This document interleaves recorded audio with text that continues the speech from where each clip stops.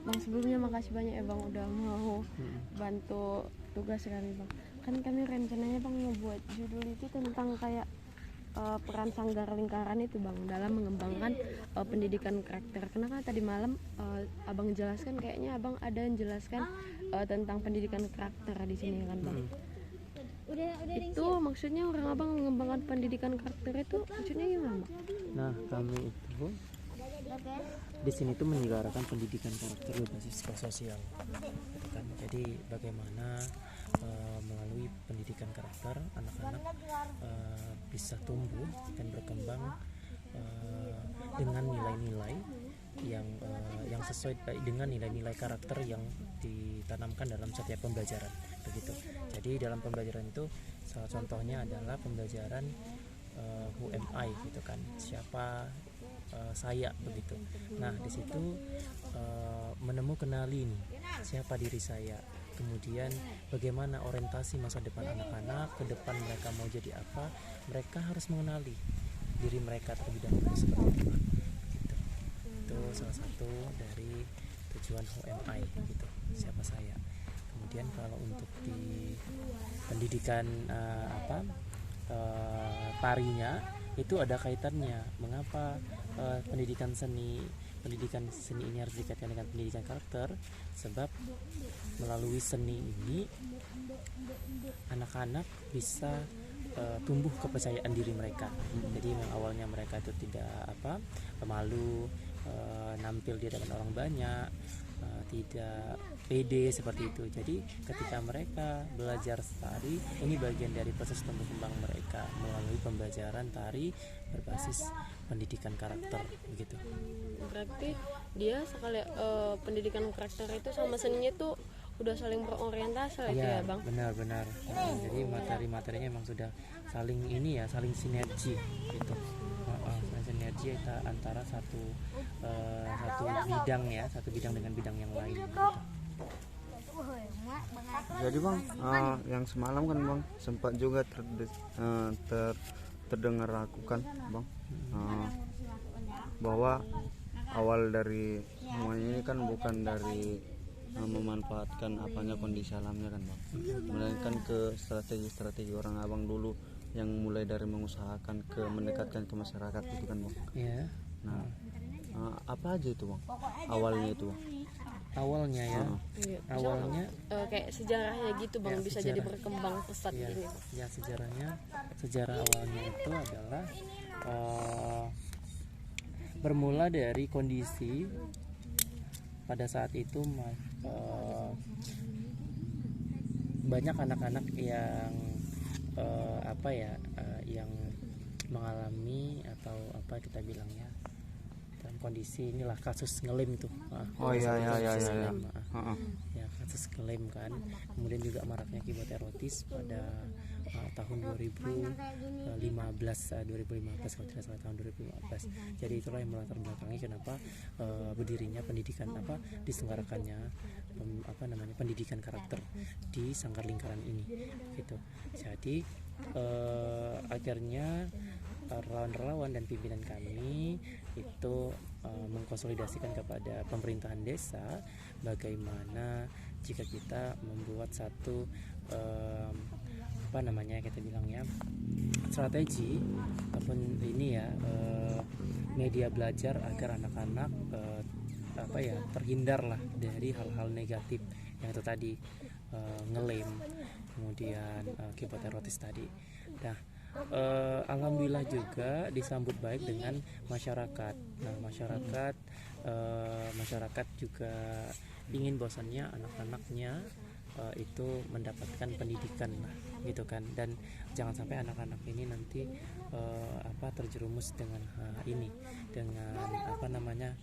dengan kondisi yang dialami pada saat itu, gitu, kondisi ngelem itu dan kibat erotis itu. Dan akhirnya masyarakat mendukung pendidikan karakter ini. Kemudian masyarakat ada yang membantu untuk pembangunan joglo, tempat belajar, dan itu masyarakat sendiri yang membantu, misalnya mereka ada yang kasih pasir, semen, batu bata, kayu gitu. Jadi memang swadaya masyarakat sebelum semegah ini begitu. Jadi kalau kita bicara tentang sejarahnya, itulah awalnya sejarahnya ini hanya pondok ini. Ya, pondok Nah, itu. pondok ini pondok kedua. Nah, pondok pertamanya itu di bawah tangga dulunya. Jadi sebelum ini jadi seperti ini masih kebun. Ya, masih kebun gitu kan. Nah, kalau yang awalnya di sanalah pondok itu di sanalah. Jadi kenapa tidak tidak dihilangkan, karena itulah awal peradaban, mengapa lingkaran bisa sampai seperti ini. Begitu, dari situlah mulainya, dari penyelenggaraan pendidikan karakter gitu. Kemudian setelah jadi masyarakat inilah ya memberikan inilah Ikut partisipasi ya, Bang. berpartisipasi, itu memberikan bantuan untuk penyelenggaraan pendidikan karakter. Kemudian orang akhirnya berjalanlah tadi proses pendidikan karakter tadi gitu kan. Untuk untuk materi pembelajarannya silabus itu ngerancang sendiri gitu di sini gitu. Jadi punya silabus untuk pendidikan karakter gitu. Kemudian apalagi ya, berlanjut di tahun keduanya hadirlah TBM, Taman Bacaan Masyarakat. Inilah tadi kan, jadi setelah pendidikan karakter ada TBM, kemudian lagi berangsur ada sanggar gitu juga kan, berdiri sanggar kan, sanggar lingkaran. Di sini belajar musik tradisional, tarian tradisional begitu. Baru di tahun 2019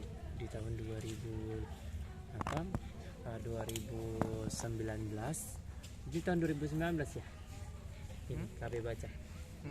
Nah, di tahun 2019 berdirilah KB Baca ini gitu. Dan bertepatan pula pada saat itu Bang Irwan selaku pimpinan PKBM Sanggar Lingkaran memperoleh bantuan CSR yang gedung kuning ini ya, Sanggar Lingkaran Studio Belajar ini dari Angkasa Pura itu. Jadi bantuan ini dari Angkasa Pura untuk ruang belajar atau studio lah untuk anak-anak gitu kan.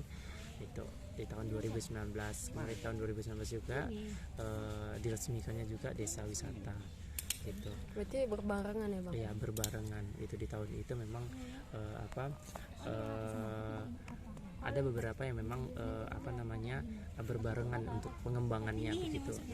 Tetapi ada juga memang melakukan sebuah pengembangan itu di awal-awal tadi seperti pendidikan karakter, baru masuk sanggar, TBM, sampailah dia seperti ini begitu.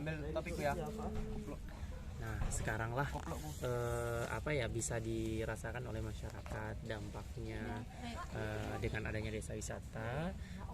Maka yang diperoleh oleh masyarakat adalah peningkatan ekonomi masyarakat desa melalui program desa wisata begitu. Dan penyelenggaraan pasar tradisional tadi yang kalian kesana itu, yang diselenggarakan itu masyarakat yang berada di desa Dana Lama yang jualan di sana.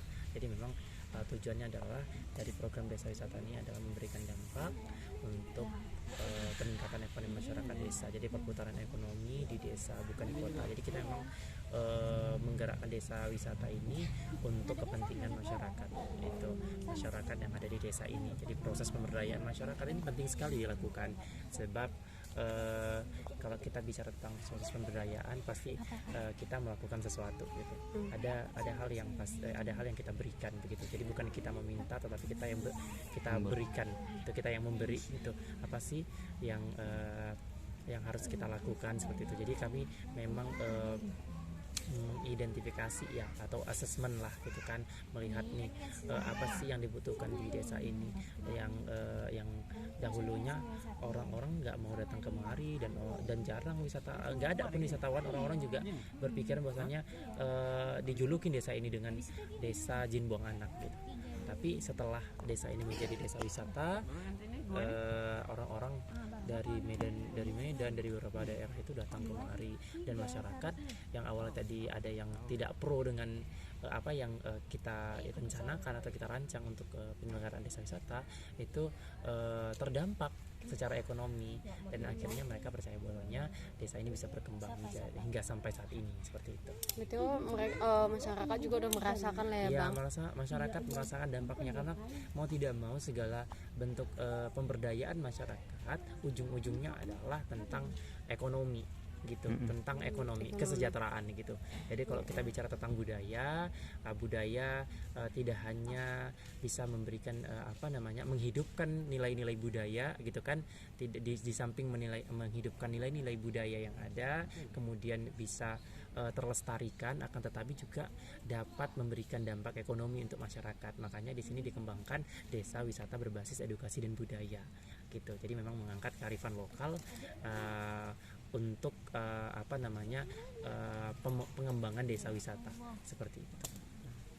Jadi ini memang sangka lingkaran sama wisata. Kalau Naga Orang Abang ini saling ini ya Bang, berhubungan. Iya, jadi kami saling berhubungan. Jadi desa wisata ini digagas di sini. Oh. Ya, desa wisata Kampung Lama itu digagas di sini. Jadi penggagasnya sendiri adalah Bang Irwan bersama relawan-relawan di sini. Gitu. Jadi bukan dari orang luar, tetapi memang dari pemuda-pemudi di sini begitu. Tapi kami dibina oleh salah satu pemuda yang memang berasal dari sini, namanya Bang Irwanto. Itu. Jadi kenapa sinergi juga? Karena satu Bang Irwanto juga merupakan ketua BUMDes Sasro 316, itu badan usaha milik unit milik desa. Kebetulan Bang Irwanto itu adalah salah satu pimpinan direksinya. Jadi karena desa wisata ini agrowisata Pohon Naga itu masuk ke dalam usaha milik desa itu, jadi makanya itu menjadi sebuah menghasilkan untuk menambah pendapatan asli desa gitu, PAD ya, pendapatan asli desa gitu. Kalau Sangkar Lingkaran independen gitu, walaupun yang penggagas desa wisata ini adalah dari lingkaran itu sendiri gitu.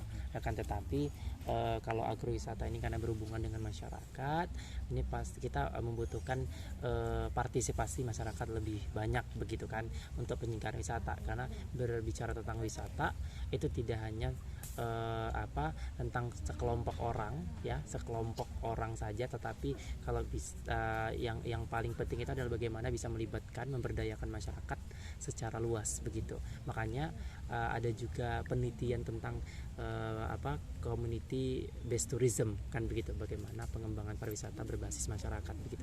Karena memang yang dikembangkan di sini adalah yang seperti itu, pengembangan desa wisata berbasis masyarakat untuk melibatkan masyarakat secara aktif lah, secara luas untuk pengembangan desa wisata begitu. Jadi ini Bang, Sangkar Lingkaran ini berkembang pesatnya itu tahun 2019 ya? Iya, tahun 2019 semenjak adanya desa wisata. Sebelumnya dijadikan desa Danau Lama ini disahkan menjadi desa wisata tahun 2018 di akhir itu kan baru pembuatan trekking bambu di sana, yang jalan-jalan di tengah sawah itu. Nah itu sempat viral dan akhirnya banyak orang-orang. Jadi sebelum launching desa wisatanya itu udah viral duluan begitu. Jadi tahun 2019-nya itu udah pada berdatangan semua untuk kunjungan, dan itu luar biasa ramai sekali pengunjung-pengunjung dari berbagai daerah gitu kan, nggak hanya di Medan dan hanya di daerah-daerah kita aja, tapi dari luar kota juga banyak gitu. Nah ketika di desa ini juga di agrowisata itu juga menyelenggarakan pasar tradisional Pohon Naga, maka lebih giat lagi masyarakatnya untuk mengembangkan desa wisata begitu. Jadi memang ada hal-hal baru yang membuat menarik, dan orang tertarik dan akan berkunjung kembali ke desa ini begitu. Jadi nggak hanya itu aja gitu. Jadi membuat agrowisata udah trekking bambu selesai begitu, tapi tidak memikirkan segala aspek yang mendukung untuk sebuah untuk sebuah pengembangan desa wisata itu sendiri gitu.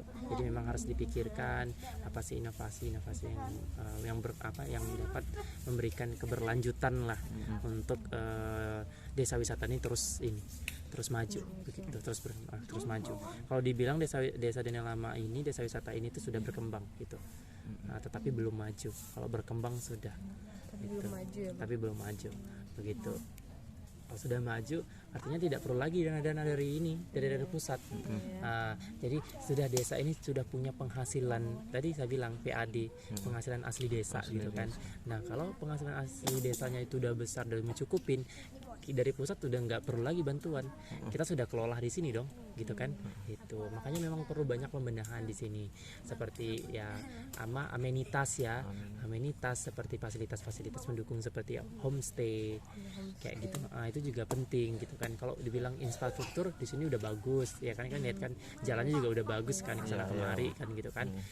Itulah ada beberapa mungkin fasilitas yang memang penting untuk direncanakan lah, untuk dikembangkan lah di sini kan, karena memang ini mau berkelanjutan gitu. Jadi membuat pariwisata yang berkelanjutan, bukan pariwisata yang hanya sekedar musiman saja, seasonally gitu kan, musiman, tapi berkelanjutan terus gitu. Jadi sustainable tourism lah gitu kan gitu. Jadi pariwisata yang memang berkelanjutan, jadi terus berkembang gitu dengan ini. Iya, kalau bisa makin banyak dan muncul objek-objek wisata. Nah, kalau kita bicara tentang desa wisata, bukan hanya tentang objek wisatanya, tetapi secara keseluruhannya gitu. Jadi di dalam desa wisata ini ada beberapa objek gitu. Misalnya di sini ada 3 objek. Yang pertama itu pusat pendidikan seni dan budaya di sini. Kemudian Agus Wisata Pohon Naga. Satu lagi itu adalah Pasar Kamu. Itulah masuk ke dalam desa wisata. Itu kalau bicara tentang objek wisatanya ini objek wisatanya pendidikan karakter, pusat pendidikan seni dan berkarakter. Kalau bicara tentang objek wisatanya adalah Agrowisata Pohon Naga, kemudian Pasar Kamu. Tetapi untuk bicara secara keseluruhannya desa wisatanya secara keseluruhan kita harus bilang ini deh semua gitu. Itulah desa wisata yang mencakup wilayah desa gitu ya, yang saling sinergi satu sama lain gitu, dan tidak berhubungan dianya begitu. Jadi orang kalau misalnya wisatawan mau datang, misalnya datang dari ke spot 1 dia ngapain, oke lanjut ke spot 2 ngapain, spot 3 ngapain gitu. Jadi dia saling sinergi gitu.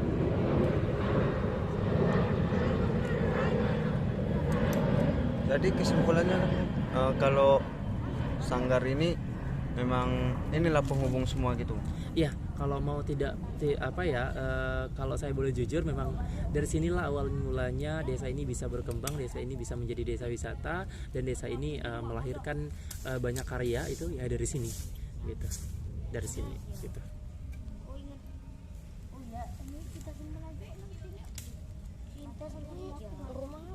Homestay, homestay penginapan. Kami belum punya homestay, tapi penginapan ada. Itu penginapannya untuk pengunjung yang mau nginap ya? Iya, jadi misalnya mereka mau kunjungan nih hari Minggu, mereka nginap di Sabtunya gitu. Itu penginapannya bayarnya 85 nih abang ininya. Mana gunting? Satu malam bang, gunting. 85.000 per Ada gunting Rip? Bawah, tapi Gunting kalau di mana? atas, karena memang di sini banyak tamu yang relawan kan, maksudnya kegiatan KKN. Kalau di atas tuh kelas sebenarnya, tapi dialih fungsikan jadi tempat menginap. Kayak orang kakak sekarang. Gitu. Jadi rumah kayak ini apa bang namanya tadi? Jadi ini anak-anak ini, tengok dulu, cewek-cewek aja bang, anak-anaknya bang, nggak usah cowok. Orang ini banyak kerjaan di sini. Oh iya itu bang. Kawan yang ini ada lagi.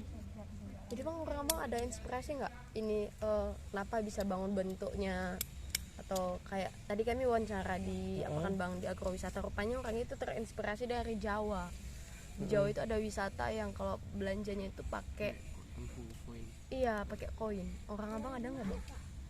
Itu mungkin bisa dijelasin sama si Aldi nih, karena Aldi itu manajer kafe di sini.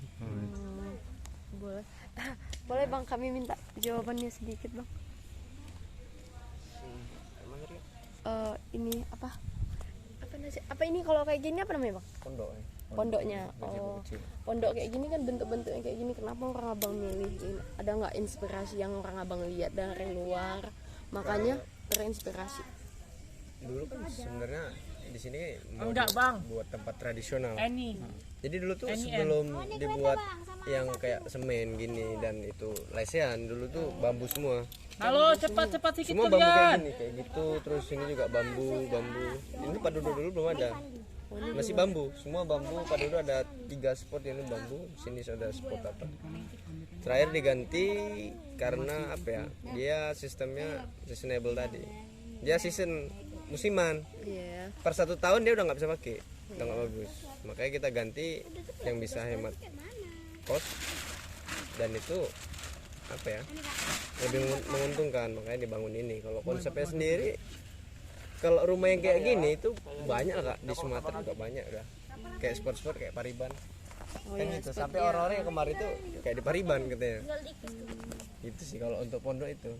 Karena sebenarnya yang rencanain semua ini itu Ndairwan. Bang Irwan itu. Kita kan cuma pengelola, bagaimana operasional gitu. Arif ambilkan hektar Arif. Izin dong, bertanya lah Bunda. Kita kan udah ada sumber lingkaran nih. Untuk efek yang langsung bisa terlihat lah dari masyarakat itu apa lah Pak? Dampak langsung adanya sanggar gitu untuk masyarakat gitu maksudnya. Kalau dampaknya sendiri yang jelas kan sebenarnya pusat kegiatan belajar masyarakat kan ada di sini, khususnya anak-anak. Nah, anak-anak yang tumbuh remaja, apalagi yang dia anak-anak seusia mereka ini itu dari sini, pasti mereka ikut sanggar. Nah, mereka udah tumbuh remaja, mereka ikut tari, mereka udah di sanggar.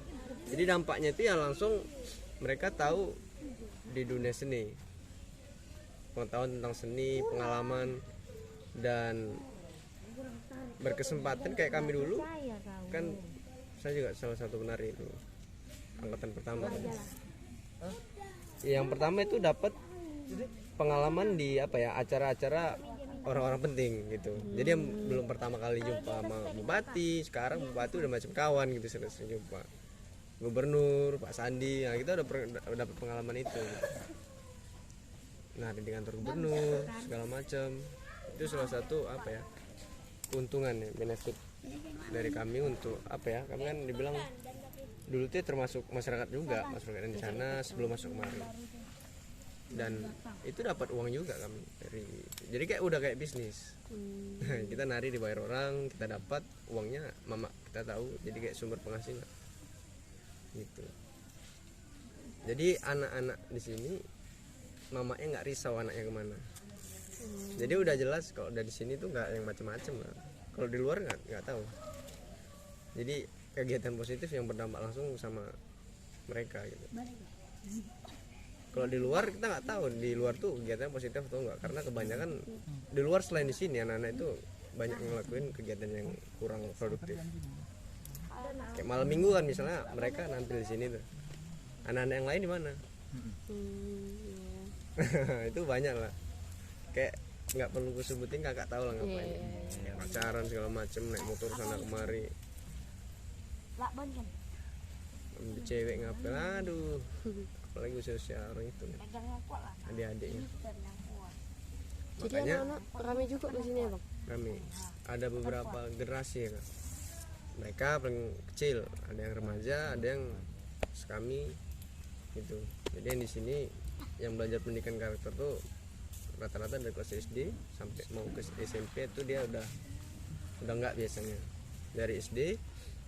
Nah kalau yang SMP itu di Sanggar Tari. Nah kalau yang SMK ini kayak mereka SMK udah di kafe. Mereka dari apa juga, dari anak-anak yang termasuk nggak di sini dulu. Kita guide kemari, ayo kemari gini segala macam biar kalian dapat pengalaman juga dan dapat uang jajan gitu.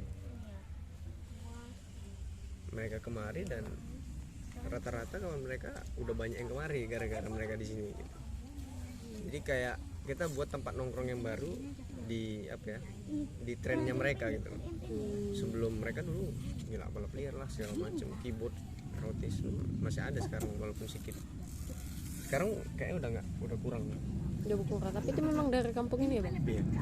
Itu kok di Pantai Labu, kawasan pesisir pantai itu memang gitu. apa habit buruknya, buat erotis, minum minuman keras gitu loh. Jadi semua kayak orang abang-abang yang kerja di sini itu memang asli kampung sini juga. Kalau untuk Relawan tempat di sini tinggal, juga. orang mau tinggal di sini juga atau Tempat pulang tinggal ke, nggak di rumah. pulang ke rumah masing-masing Ya. juga. Orang juga sini ya, tetanggaan ya sini.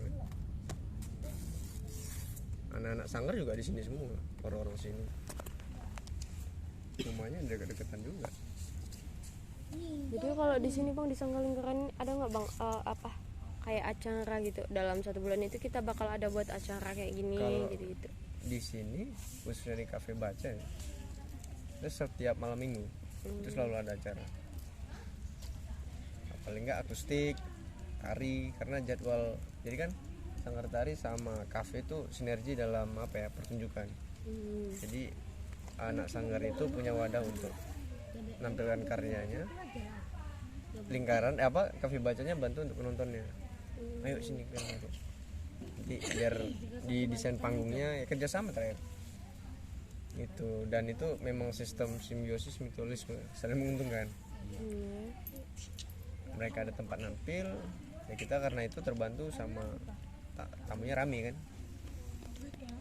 Itulah. Kak. Kalau pengunjung di sini bang, tingkat ininya gimana bang?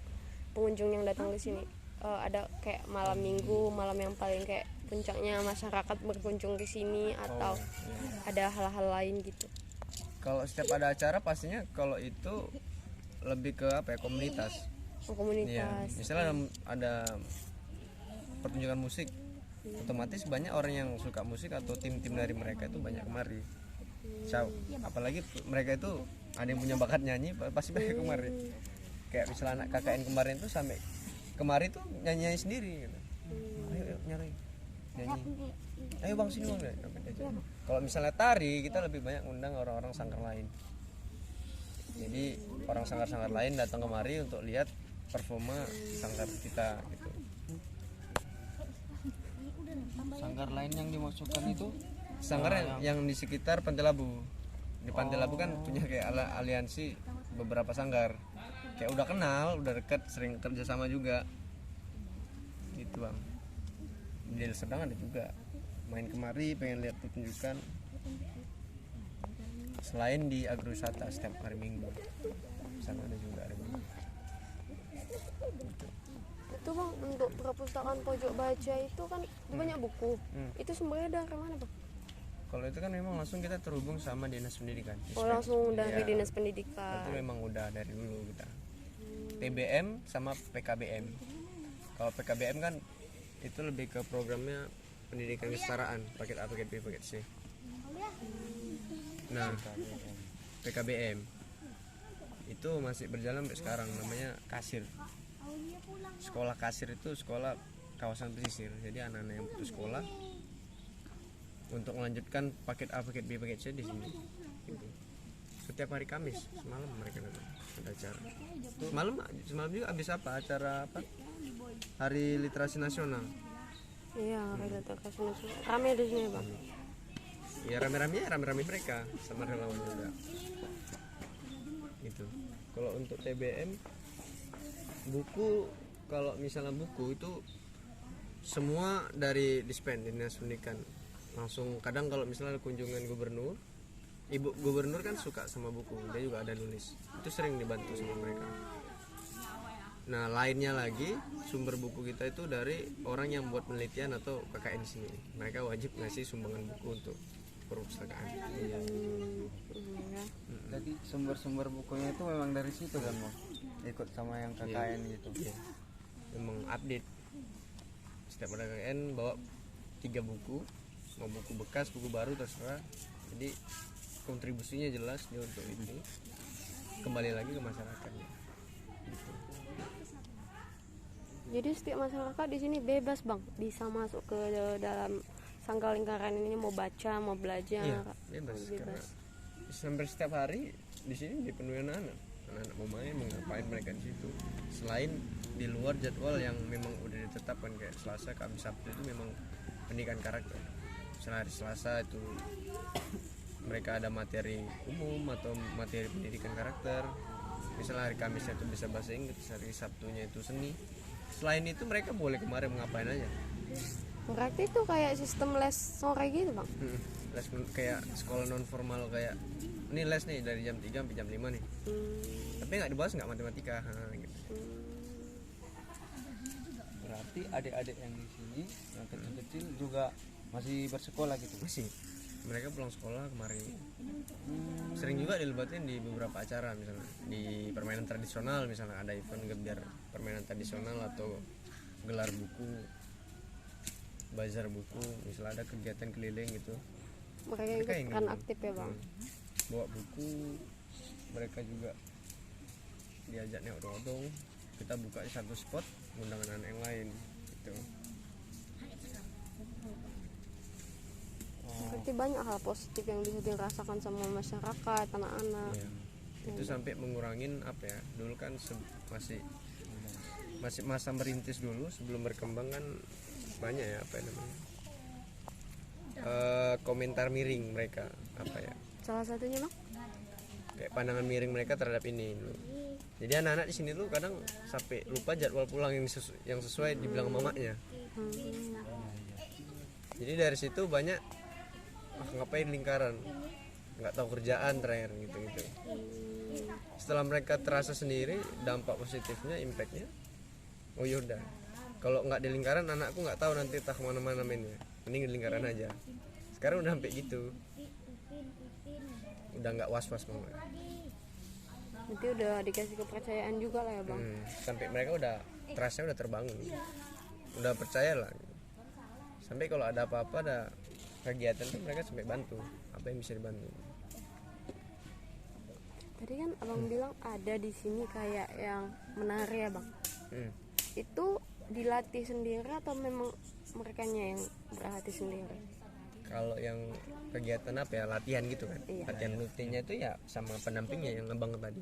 Oh Abang itu pimpinan- ada pendampingnya. Abang itu pimpinan sanggar kan? Di sini. Sampai Turki dia udah. Turki, Labuan Bajo. Wow. Dia kuliah juga pendidikan tari di Unimed. Dia yang ngajarin, dia yang buat karya-karya tari. Dulu ada yang apa, bayaran kami, apa generasi kami, kakaknya, udah pada nikah semua, pada kerja. Udah seumuran kita kan pasti. Berapa bang di sini?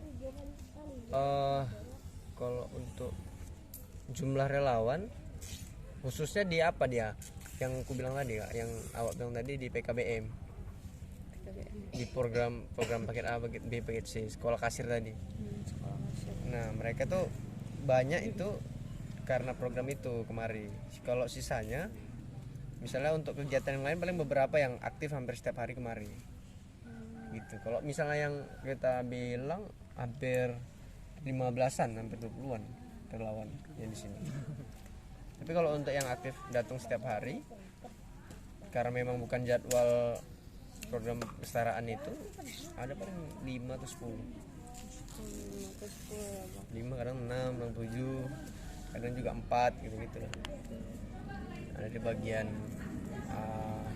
media, sekarang udah tambah lagi satu orangnya. Media, pengelolaan apa ya, foto dokumentasi, bagian desain, ada yang bagian nah kalau program yang itu, program di sini semua itu dikoordinatori sama Bang Dedi. Udah jumpa sama Bang Dedi? Belum. Kalau mau lebih lengkap data soal apa ya, program-program di sini ada apa aja dan bagaimana hubungan diplomasi sama pemerintah itu sama dia. Nah itu, kalau kami kan di sini yang tahu ya cuma di sini, yang ada di sini. Kalau yang lebih luar, dia lah Bang itu. Nanti malam datang nggak ya? Oh udah bang, itu malam datang bang? Dia saya arahin. Boleh bang, kan nambah-nambah juga. Nambah referensi buat bantu tulisannya. Kalau kami dia lah yang apa ya, leader lah itu, leadernya kami, abang-abangan kami yang kontrol setiap hari. Bang kakaknya mau kemana? Mereka nari di tempat apa, saudaranya Bang Irwan. Oh ada adik acara. keponakan-keponannya nikah kan. Jadi mereka kayak disuruh main Berarti nanti malam kalau di sini acara apa bang? akustik.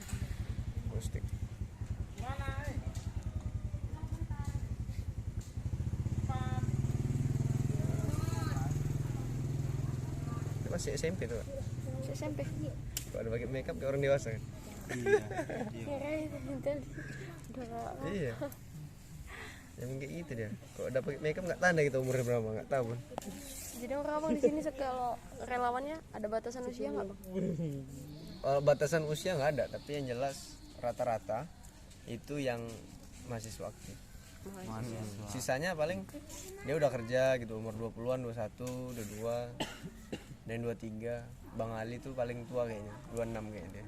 26 atau 25. Berarti orang abang banyak juga di sini mahasiswa ya? Banyak. Ini aku sama dia. Gimana orang mau bagi waktunya? Jadi naik universitas mana? Di belakang tempat kalian. Politeknik Pariwisata Negeri Medan.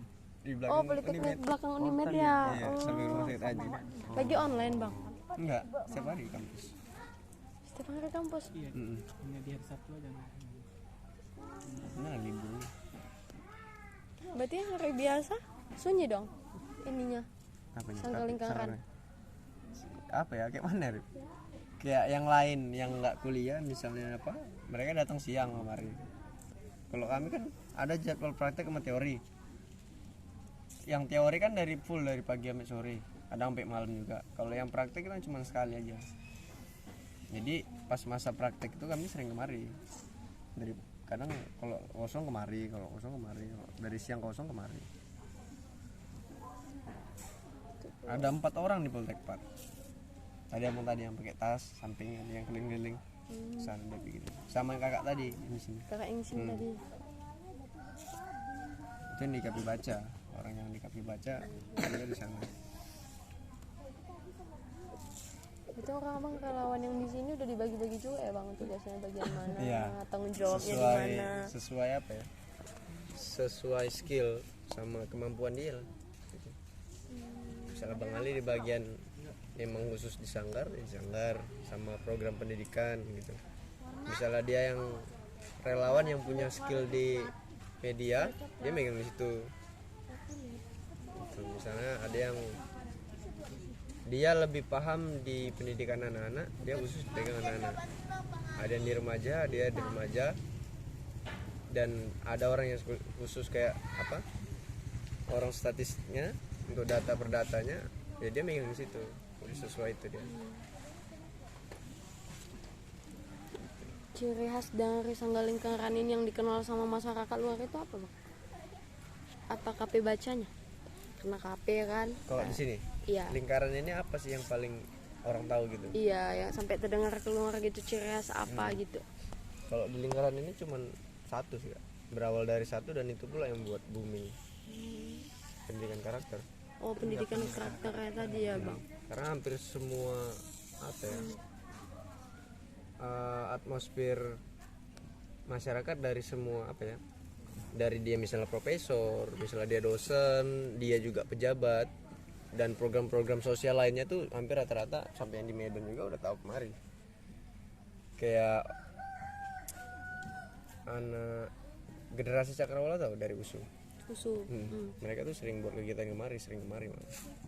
Yang isi, jadi kayak apa ya, menambah kayak ngisi itu, misal mereka kemari bawa 20 orang kemari, nanti diskusi yang ngisi masukannya itu ndak Nirwan, ngisi materi. Ini kayak belajar bareng di sini gitu. Berarti ciri khasnya itu lebih ke kayak pembangunan adanya pendidikan karakter itu ya bang. Itu kalau nggak ada itu nggak lingkaran namanya, gitu. Iya. Mau ada kopi baca, tapi kalau nggak ada pendidikan karakter udah nggak ada ruhnya, hilang ya. Karena kita berangkat dari itu kan. Gitu.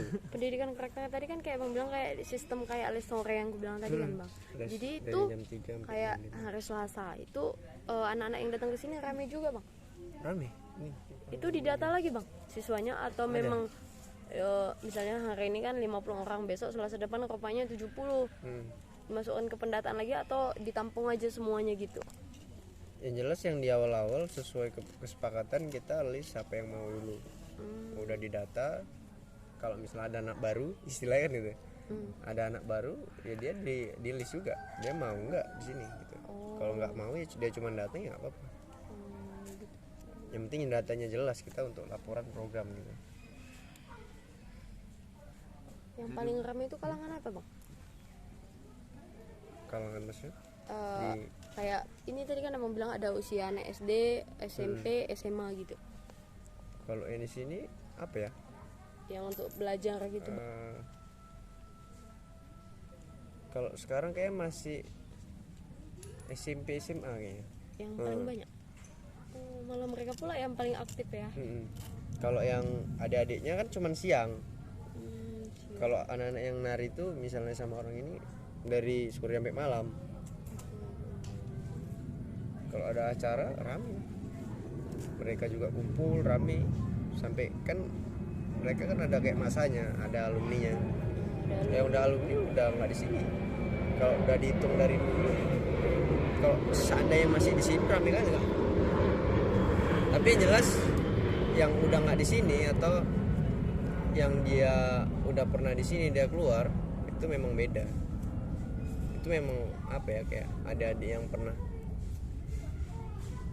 di sini masih sering jumpa kami tuh ya tetap apa ramah gitu, tetap main-main bareng, mana kalian ini bang segala macam, tetap dikontrol juga mereka ngapain gitu, masih balik nggak ngelakuin kegiatan yang kurang produktif.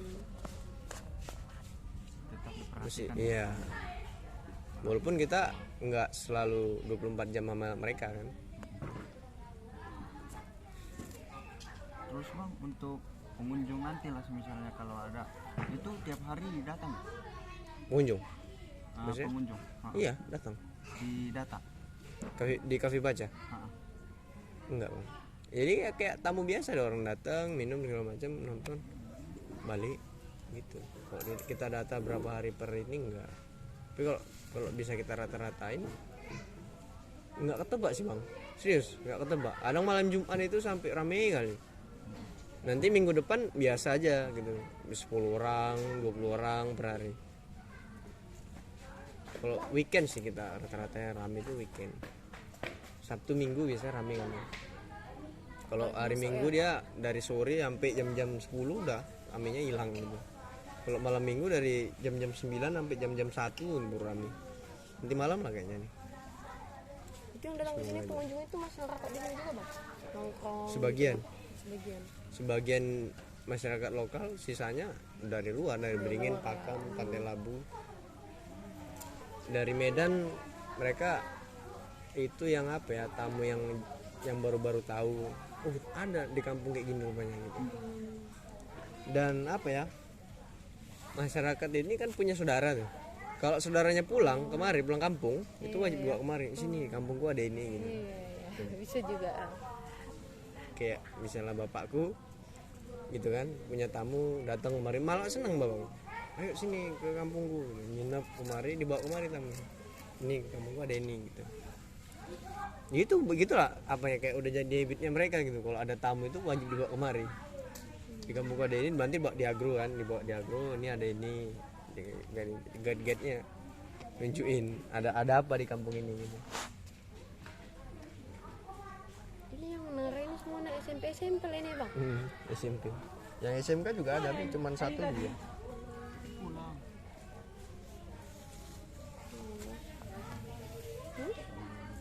Apa?